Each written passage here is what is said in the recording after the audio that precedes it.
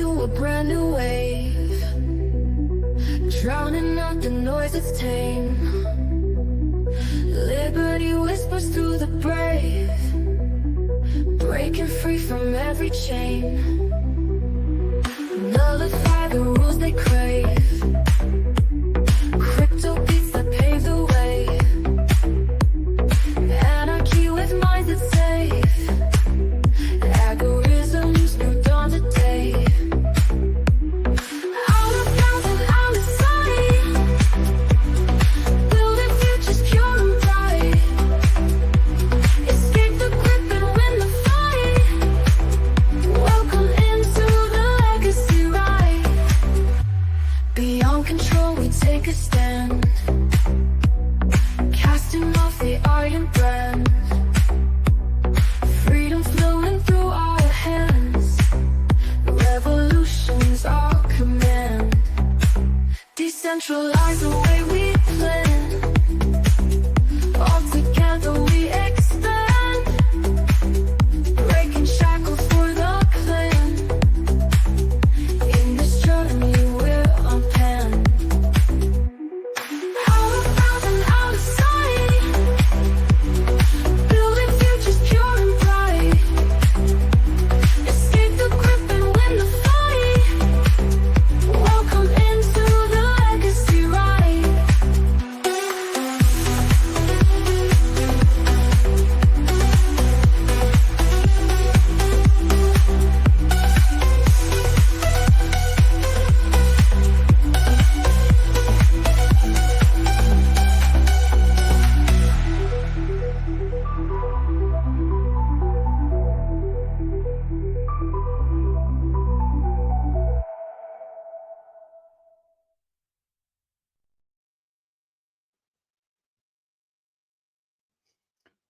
The all-seeing eye of Monero. Welcome to Crypto Wednesday. I decided, since this is the 4th edition to the series, I'm going to stand up this whole time because I really, really need to jump up for joy, man. This is episode 36 of Legacy News. We keep on trekking, we keep on diving, we keep on going into the rabbit hole, and we just can't seem to crawl ourselves back out because we keep going deeper. I am the legacy of Jennifer and Kaiser. I'm Zachary Kaiser. Welcome in. And that's right. It's the diamond cutter. It is the diamond Dallas cutter, Page. which is it's intriguingly hilarious that the diamond cutter is the all-seeing eye pyramid. So, but tell us a little bit. Not officially endorsed by DDPY Yoga. DDP would not endorse us ever. That's why you hate watch us. Yeah, exactly. That's why you hate watch us. So, should we dive right into this implicable display of knowledge, or should we just bullshit our way through again? What? I think it's applicable. Is it applicable? Well, we're implying. Yes. We're implying. So it's implicable because we're implying that Monero is the revolution we need. Not the revolution we deserve. Through an applicable means. I think you can sit down now. I think I'll stand. Well, let's get into the video. You can enjoy it while you stand. Man, I can't stand it. Welcome back to Breaking Monero. Today we are covering a sensitive topic, chain splits. Chain splits are a really complex topic to cover. In fact, it's one of the real main motivators for having these Breaking Monero episodes.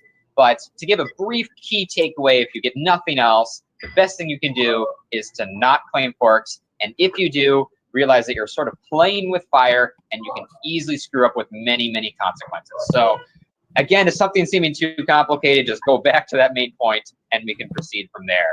But I would like to talk about initially how this topic is really tricky to talk about, because you can not only just easily screw yourself over if you do something wrong, but you can also contribute to reduce security and privacy for others through the sort of chain split, so chain reaction scenario we described during the last episode. So see that if you're skipping to this one. But first, let's hand it over to Sarang, who is going to talk about what key images are and other introductions about sort of hard forks and chain splits. Sure, thanks. So it's good to have everybody back. So in the previous episodes, we talked a little bit about kind of how the structure of Monero's transactions, where the sending elements of the transaction are included in a so-called ring, has some consequences for things like zero mix-ins and for chain reactions. And one thing that I want to emphasize about the way that transactions are structured with rings, it's going to be very, very relevant here, is something that we call a key image, or it might be called a tag in some versions of the literature.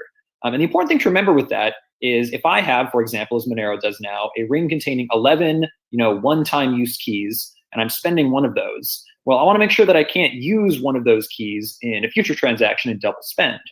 Remember, a given one-time key might appear in many different rings, but it can only be spent one time.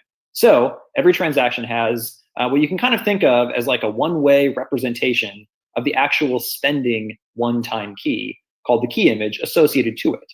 It's important to note that you cannot look at a transaction, look at its key image, which is completely out there and publicly posted, and determine from that which of the ring members was used. However, if the person who made that transaction attempts to spend the same, a priori unknown one-time key in a later transaction, they will share the same key image. The signature construction makes sure that when you're doing this, you can't lie about how you constructed the key image mathematically. So it is an effective double spend protection.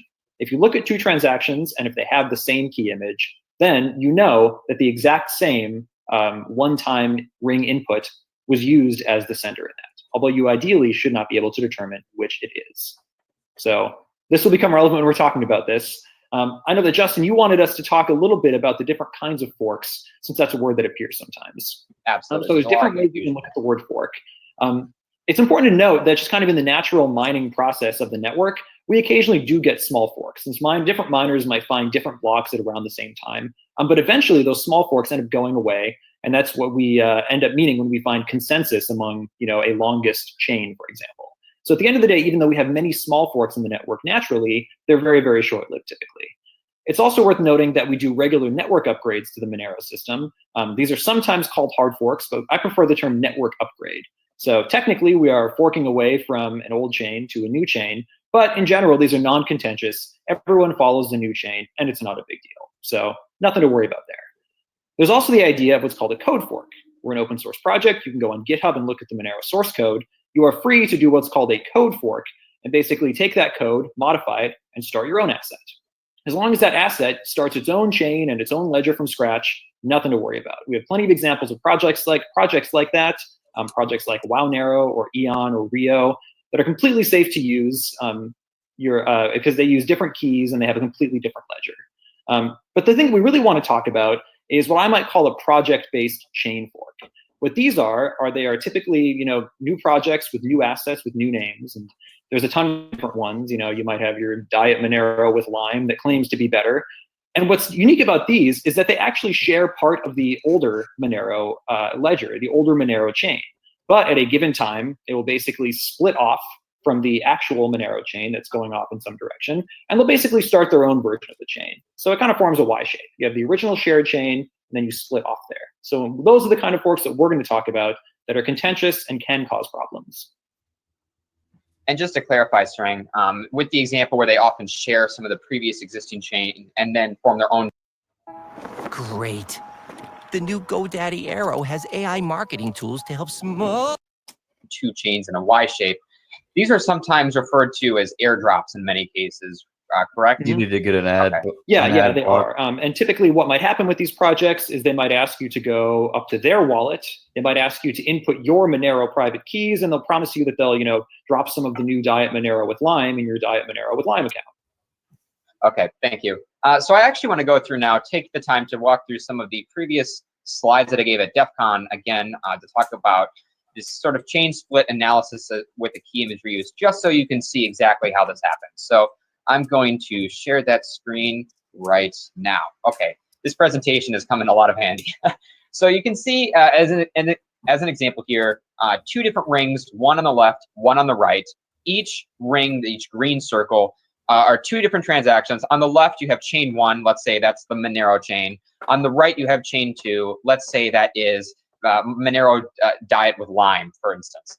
And if you wanted to make 2 transactions on both chains, you would ultimately spend 1 origin source of funds. So this one source of fund would be before the Y split. It would be generated before this Y split. And then after the split, these funds would be present on both of these chains. You can see that this yellow output here, in this sort of pot of gold, as I explained in other episodes, is the money that you actually are spending. And from each of these, you have a key image that is derived. All these black pots are other decoys that are selected from the blockchain. So from Monero's blockchain. So you can see if you start sort of send 2 transactions on the 2 different chains incorrectly or without much care, that in most cases, you're highly likely to choose different outputs in each. So what you would basically do is say, okay, well, here are 2 transactions with the same key image, but there's only one output in each set of rings that actually can be spent. Sure, there are, like, independently, one of these 11 and one of these 7 in this example outputs could be spent, but when you look at these 2 together, there's only one overlapping output that could be spent in both of these transactions. So as a result, what you can do is simply say, okay, well, I know that that's the real output spent, so both of these rings are compromised. And then therefore, this one output would continue on to do a further chain reaction where you would know this output is spent in this specific transaction, so it could impact other transactions too. Now, if you are able to take a more mitigating route like we explained earlier, instead of choosing completely different decoys, or again, these black pots in both transactions, if you reuse the same exact decoys for both transactions, then you could again look for a key image match, but every single one of these outputs would be overlapping, and you're no longer able to narrow down which outputs are specifically spent. So this is a really nice high-level overview about what chain splits are and how you can sort of see how you're able to find, how you're able to use this as an analysis tool. And from now, Brandon's going to actually speak with us about what happens if you actually decide to participate in this chain split, what the risks are to users, and what the mitigation methods are, if any. So it's funny, if you're going to develop a new project and you want to use Bitcoin's code, for example, you're going to copy it over. And if you want people to use your project soon, you may want them to be able to claim funds from the Bitcoin blockchain on your new chain. But if you do that, you're at a big in Monero. In Bitcoin, maybe not a big deal. But in Monero, you're going to have a problem because of the diagrams that Justin just showed you. If you have a single key image and 2 totally disjoint key rings that overlap only on one key, you're out of luck. In fact, if you take the intersection of 2 rings and you only have 3 keys, you still have excluded all of those other keys. So the problem is that then an observer can go onto the Monero blockchain and can scratch off all of those keys that have been revealed from other rings. Excuse me, the key that you spent in your intersected transaction. They can cross that out from other rings, and that can lead to what's known as chain reactions. But although generally you don't really have to worry about it too much. I'll let Aaron talk more about that in a moment here. But when you risk, what are you risking exactly if you use multiple chains? If you provide a signature on 2 different chains from the same key, you're giving more information away than if you only provide one signature. It seems like a really obvious observation, but one of the big things that's going on right now in the data science world is that if you have 2 anonymized sets of data and you combine them, you can totally de-anonymize them. So if you start spending your private information on private keys on a different ledger, you're going to be risking the built-in anonymity that that Monero is trying to provide. But actually, one of the biggest risks is the wallet software. Just because a development team has come out with a new project doesn't mean that they're necessarily the ones who are going to come out with a wallet for that project. And they should, for safety reasons. But if some third-party developer comes along and comes out with some Diet Monero with Lime vanilla wallet, then what's going to end up happening is that you put your Monero keys into some random developer's wallet. And who knows if they're emailing themselves your keys, who knows? The only way that you can really check is to go through line by line through their code, which is why open source is great. But it also means that in order to really safely do this, you need to know what you're doing, and you need to be kind of a subject matter expert. So these airdrop coins are pretty dangerous for a variety of reasons. So one way that you can mitigate this, which was described by Justin's diagram a few moments ago, is to use the same ring on both chains. If you're going to construct a ring signature, you should use both the same ring in both of them. The problem with that is that, unfortunately, sometimes you end up with some of the ring members from before the split and some of the ring members from after the split. And then the ones that are from after the split can be excluded, right? And you have an effectively smaller ring size. So let's see here. I'm going to go through my list here and make sure that I've touched everything. Yeah, so if you only use pre-fork decoys in your ring signatures, you're probably pretty good. If you make sure that you don't construct transactions for 2 or 3 days before or after the fork, you're probably pretty good. And if you do what we call in the Monero world churning, you're also pretty good. Although churning is the practice of sending transactions to yourself over and over again. The term actually comes from anonymous communication networks. But the main thing is, unfortunately, for all of these mitigation methods, we don't really have strong security claims for any of them. I can't tell you to churn 7, 8, 9 times and be confident that you're going to get 256 bits of security out of that in terms of your anonymity. So even though these are mitigation methods, the main thing that you can avoid doing to prevent problems with chain splits is to simply not use them. Another way is to just use brand new burner keys. And every single time that you need to spend money on your new chain, you make sure that you're spending it from keys that either don't exist on your other chain because you churned and sent transactions to yourself, or you just generate a whole new account and you just never ever touch those funds again. Yeah, thanks, Brandon. And one really important just point clarification is that if you decide to claim funds, you should in addition to just using a burner account for your Monero, you need to move your Monero out of that account first, or else your Monero is also at risk. Like if you have Monero in an account and they say, give us your Monero private key and we'll give you new coins, for instance, well, if you're giving away your Monero private key, your Monero coins are at risk. Just make sure you remember that. At the bare minimum, send your Monero to a new account before giving up that private key, and make sure there's no other history associated with that account. So thanks, Brandon, for covering a lot of those basic mitigations that people can take. But ultimately, as you said, you really need to be a subject matter expert to cover at least a very difficult use case. If you really care about your privacy, you really shouldn't be touching this at all.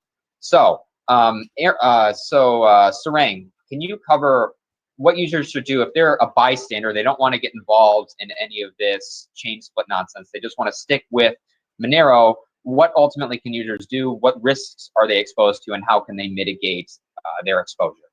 Yeah, absolutely. So as we've said, there are a lot of potential pitfalls that can occur if you decide to participate in one of these chain splits.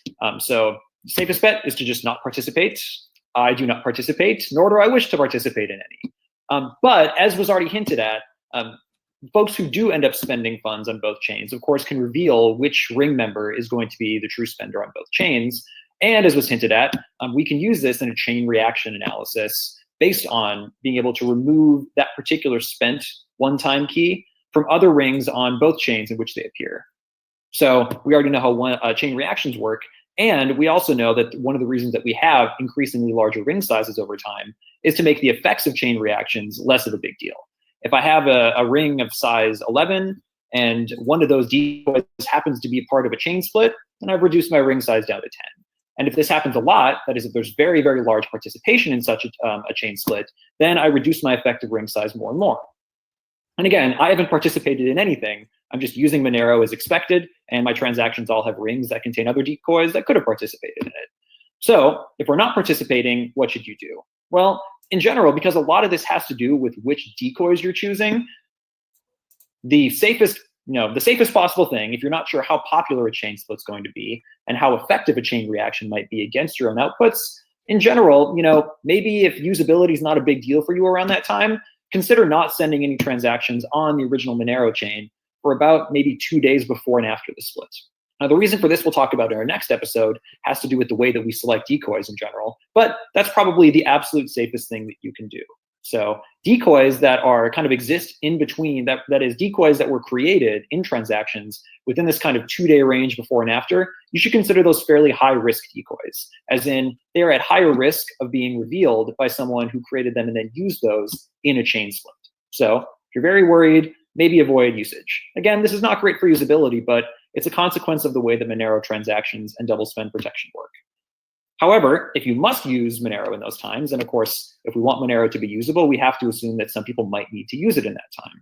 Well, if that's the case, you generally are going to want to prioritize among the decoys that you choose in your transaction, decoys that occurred after the chain split.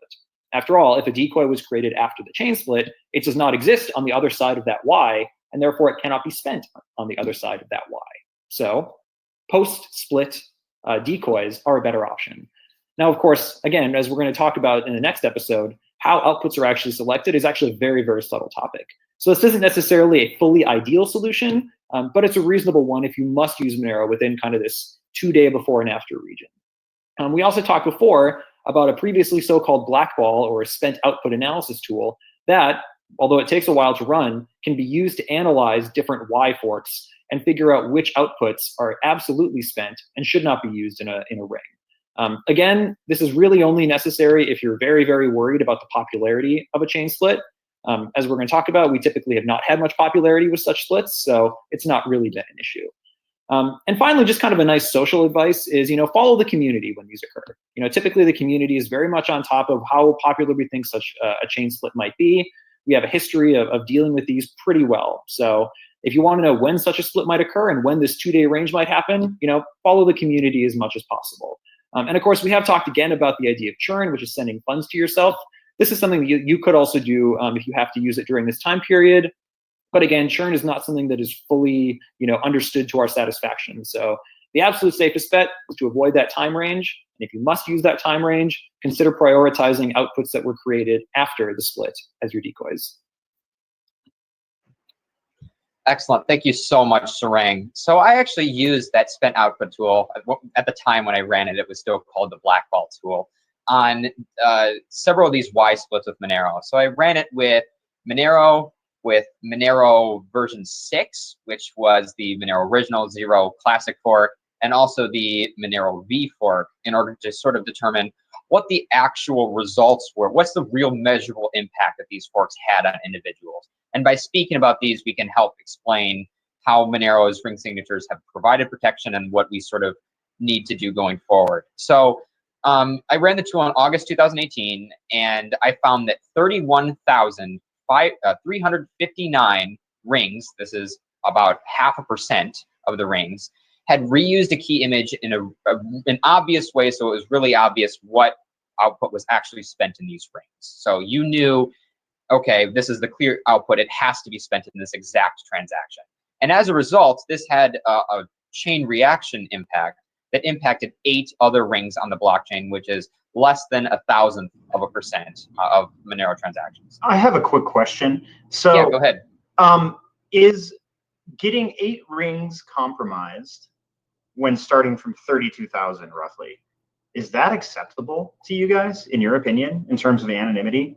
Well, those numbers are very, very different. So keep in mind that this 31 or 32,000 rings, that was basically outputs that people who participated in the fork itself had affected for themselves. So to some extent, again, we advise not participating. If you participate, it is extremely likely that you would compromise your own output. You'd be one of the 32,000.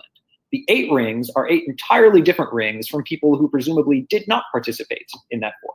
So it's not 8 of 32,000, it's that 32,000 outputs basically chose to screw themselves over. And the effect of that was 8 other outputs that were affected. That is an extremely low number.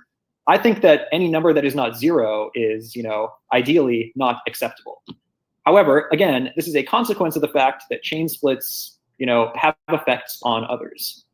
It's also important to note, I'm sure Justin was going to mention this anyway, but let me steal the thunder for a moment, to note that, that this was around the time when we were actually increasing our ring size. And remember that increasing a ring size, as we talked about before, mitigates against these effects of chain reaction. So, were we to have another similar scale chain split, now that our ring size is 11, you could expect that number, I would say, probably going to be 0, which is great.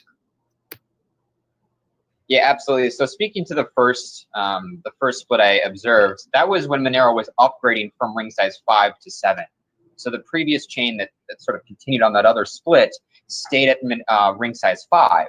Now we're up to ring size 11. So luckily, ring signatures have a built-in buffer. They have a built-in protection against these very attacks. So ultimately, 8, luckily, it is a really small fraction of the total transactions. But ultimately, I also want it to be 0 going forward. I don't want another chain reaction effect to happen as a result of these chain splits.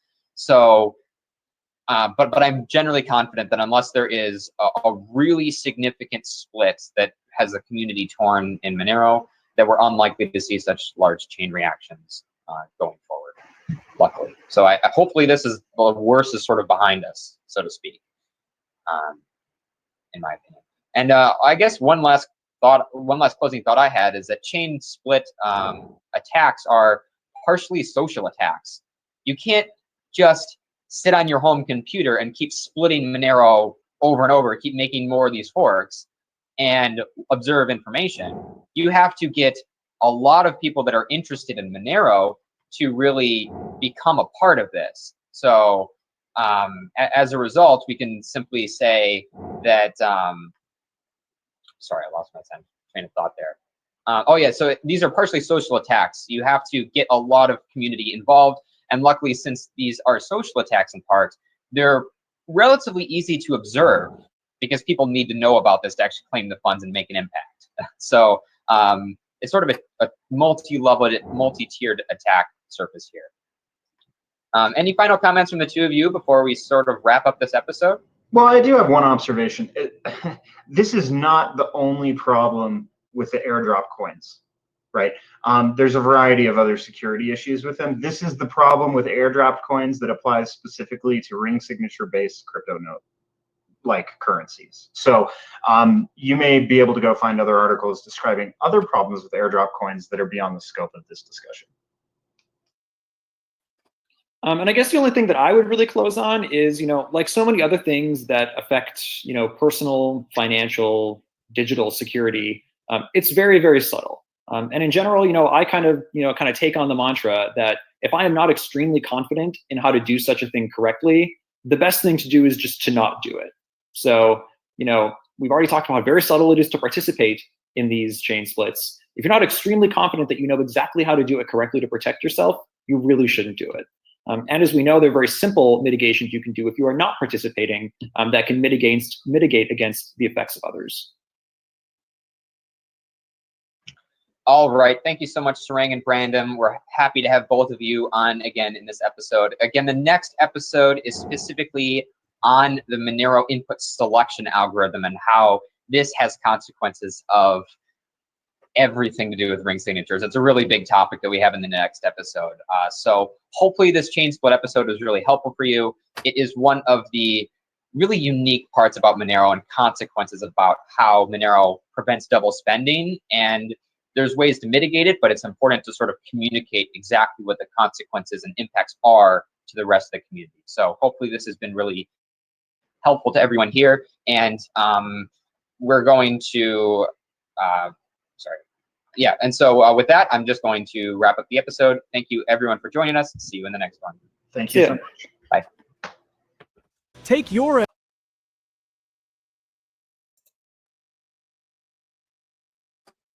You're on mute.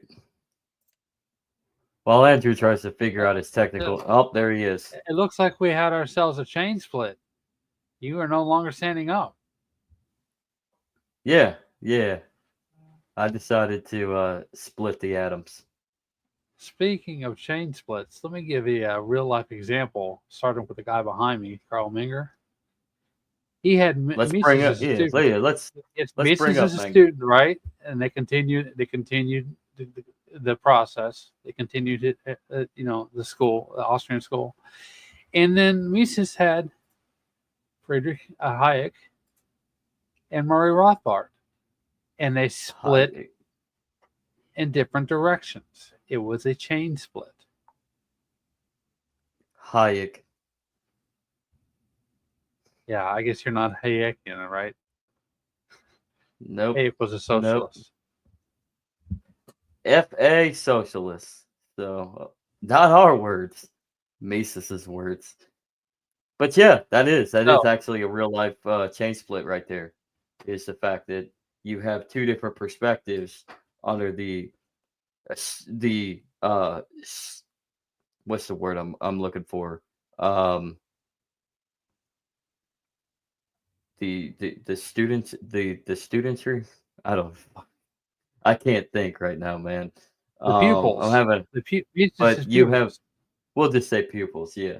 But you had two different people, two different pupils under Mises, and they both split apart towards two different Divergence. perspectives in Austrian economics. So that's a chain split, effectively. Talk So about the road so to actually, serfdom. yeah. So so to stay on that, let's talk about that actually. So let's give a little bit more emphasis on what they're trying to apply in the video towards what a chain split actually is. Okay. What kind of In the question do you standard have? of blockchain and Monero, and yeah, we've done the real world. Let's go and let's talk to the dumb ones, mostly me, in talking about the blockchain. Okay. Well, chain split, right? You have what they're talking about the short-term chain splits, where they're just like it's just a natural offshoot of the process, and then you have a real chain split, and it's an actual hard fork, like Monero, like they was talking about. When you're talking about other cryptocurrencies, think about Bitcoin to Bitcoin Cash, and then Bitcoin, which was Bitcoin Cash ABC, and that split with that's Bitcoin Satoshi Vision, and that was a hard fork. Actually, no, I'm sorry, it's Bitcoin Cash, and then Bitcoin Cash to Satoshi Vision and Bitcoin Cash ABC. Let me correct that. Sorry about that. So it's a And pattern. So and effectively, yes, let's hold that thought. projects. Let's explain exactly what it means to fork.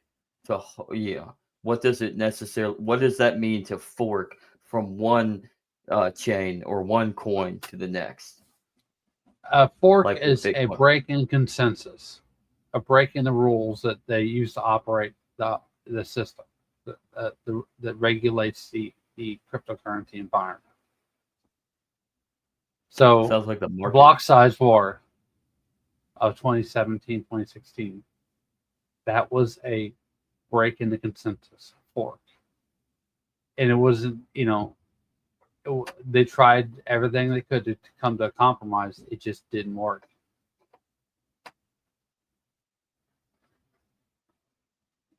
Is that it? Well, I You mean, kind what of just stopped. I'm waiting to see what you had to say, questions you may have. Well, one thing that they brought on and discussed, what does it actually mean to in the means of like transacting between two different joints, right? Um, they mentioned one origin of funds. So what does Yes. that one origin of fund mean when talking about the exchange or the chain, rather? Okay. So the arguments pitched by Minger, right? He continues through Mises, and that's Hmm. the same argument. And then you have divergent opinions through, Rothbard and Hayek. One's more soft core and one's more hardcore Hayek. with their Hayek. and their delivery. But they still have elements of the original arguments. Hmm. So in the crypto world, you have like I said before, Bitcoin Cash and Bitcoin Satoshi Vision, they were forked off of Bitcoin Core, and so they share a common lineage or legacy, but they went in different directions. Legacy, huh? Like That's a nice key words you just dropped there. So, effectively, though, in this manner, there can be pros and cons, right? Just like in yes, any facet of the market, crypto has its negatives, just like any forced market. So, the emphasis when it comes to these chain splits, it's there's very always a hard. risk There associated is with all things, but yes, there's always a a risk. hard fork. It's very let me finish. So I'm not the question's coming though. If you wait. If you wait. I mean, I'll let you take over. Fuck the I'm a question. patient man. Yeah.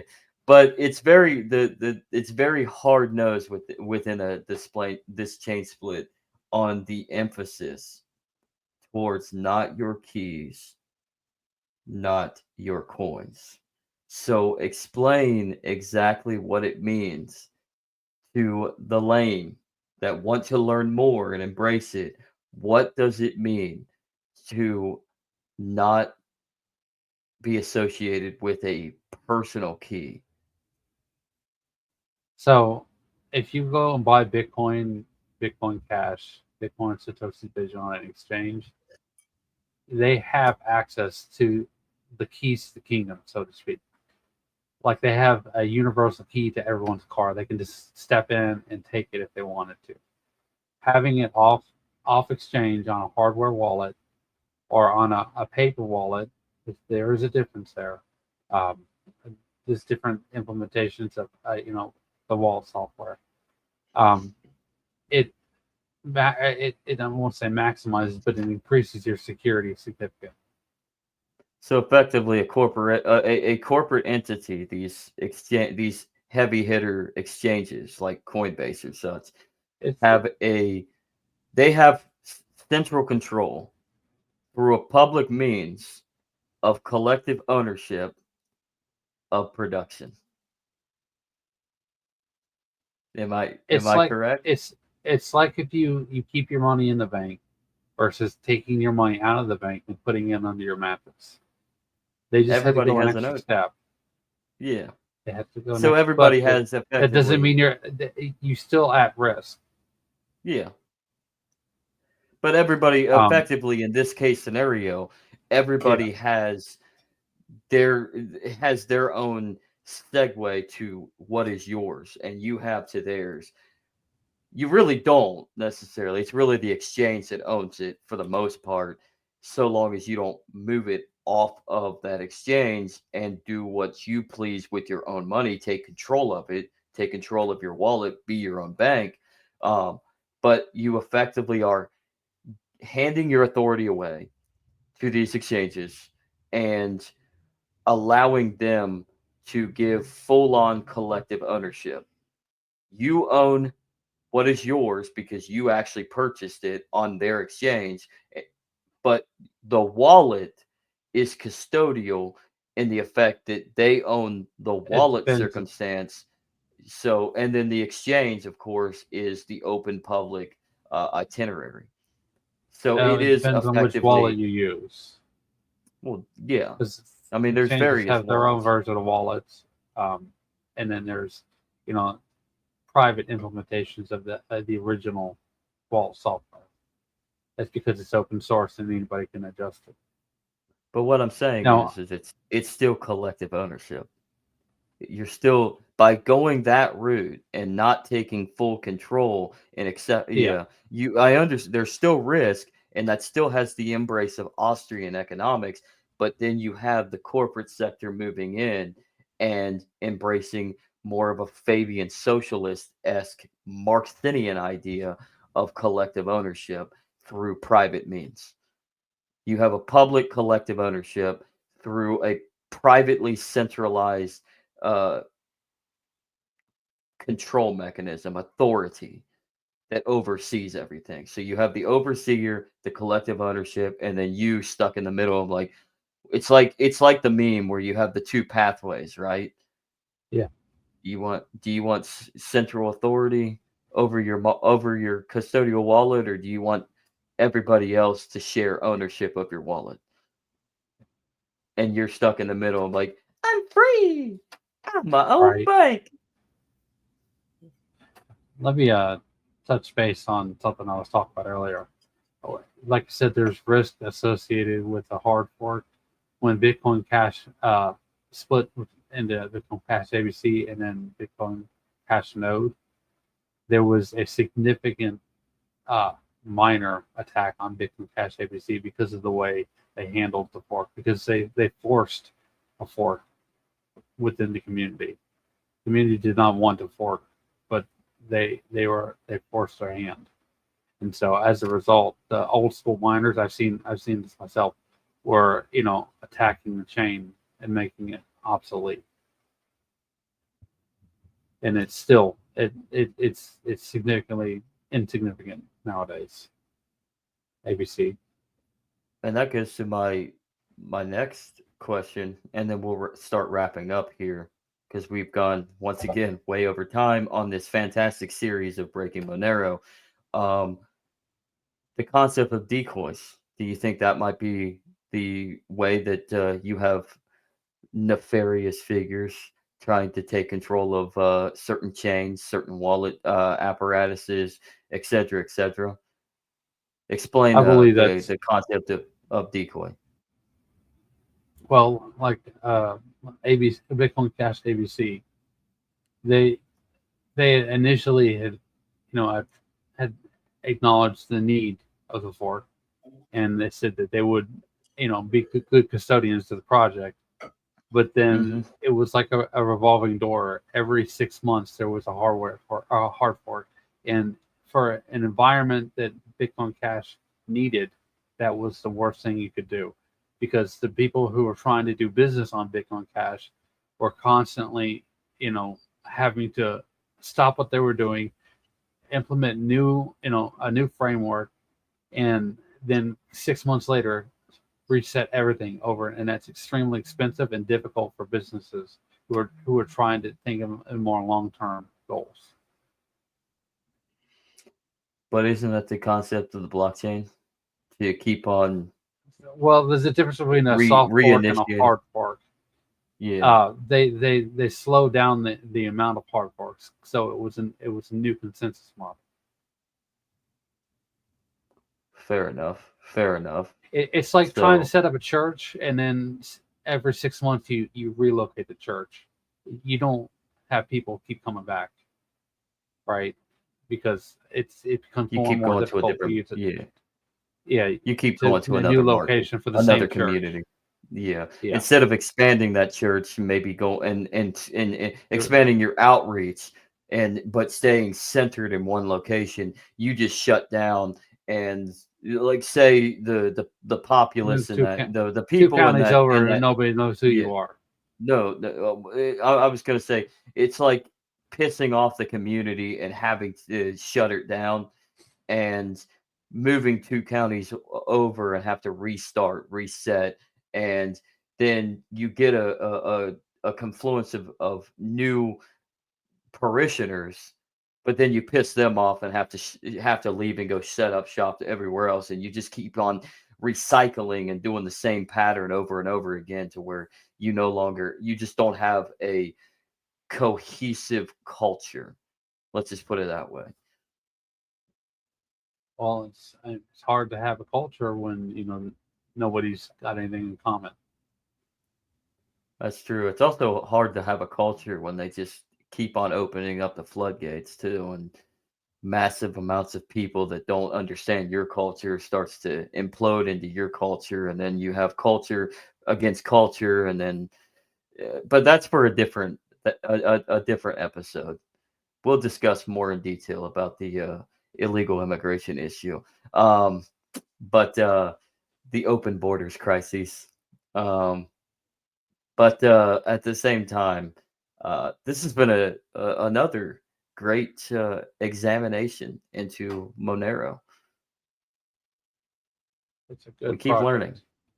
And what's great is, speaking of Manger, who is Carl Manger, who is right there behind Andrew. You need to get a green screen. Right? Yeah, you need to get a green And the screen. myth, the legend. But that's Captain's really chair. the that's really is the basis of blockchain tech, is the expansion into Manger's ideas. And then eventually, obviously, it winds down to Mises, and then you split between Rothbard and Hayek. But it all comes down to the centerpiece of them all, Carl Manger. And we're trying to achieve his idea. We're trying to make his theory scientific law. Let's just put it that way. We're trying to prove the theory correct. And Yep. that is what is great about crypto. That is what's great about the blockchain technology. And we just keep on innovating. And if we keep on innovating and keep on trucking, the small blockers will inevitably counter the big blockers and rule and make them rue the day. And we will rule the day, because competition and the It's healthy. concept of it is, it's very healthy. So the concept of true value being of the beholder, rather than creating this fallacy that value has to be centrally well known or stored. um, that's the fight that we've always been in. So, and eventually subjectivity ends up winning the day against objectivity, at least when it comes to medium of exchange. So, in economics, which one will rule the day? I think the small blockers are going to win, or not the small blocker. I think the big blockers are going to win. Big blockers, yeah. Yeah, But you the got to small be blockers. efficient, streamlined. Yeah. Big blockers are the efficiency is what we need. The small blockers is cool. If you like, number go up. So ignore what I said earlier. I'm getting them twisted. We found a rat. Realistically, the big blockers. I think what gets The it big block twisted. pants. Yeah, what gets it twisted. It's really the big blockers are about the in my opinion, the smaller quantity creates an elevated quality. So a bigger quality, whereas the small blockers are based on a bigger picture on a smaller scale. So you don't have the room to actually scale. So you Right. stay small. So, but you're thinking big picture, number go up. So that's, and I think that's where people get it twisted on the big block, small block idea, is they think big block means it's about the number. No, it's about the efficiency. So you work smaller to expand. Small block, you think bigger, but stay contained in your bubble. Right. So realistically, big block should be small block, in my opinion, and small block should be big block. But that's not what we call it, and that's not how the system would work. It makes more sense to refer to the big blockers, the efficient crew of scalability and subjectivity of value are the big blockers, and the worthless Stress feds builds are muscle. yeah. So big blockers or small blockers. Muscle I had builds to hide the momentum. hand. I had to hide the hand on that one. He keeps getting pulled down. So, with that, anything else? We've gone well over time, but that's okay. We're here to expand your mind and joke. Thanks for watching, guys. It's been a great episode. Breaking Monero. Crypto Wednesday. Let's go. Like, subscribe, join the conversation, drop a comment, and join us for the World Blockchain Roundtable tomorrow, Thursday at 11 a.m. And then do the same for the next episode of Weekly Legacy at 11 a.m. on Friday. And let's keep chucking away, man. Let's just chug it. Choo choo. Chugga, chugga, chugga, chugga, choo choo. All aboard. Let's fill those blocks efficiently. Here we Like go. a train. Peace. Thanks for watching.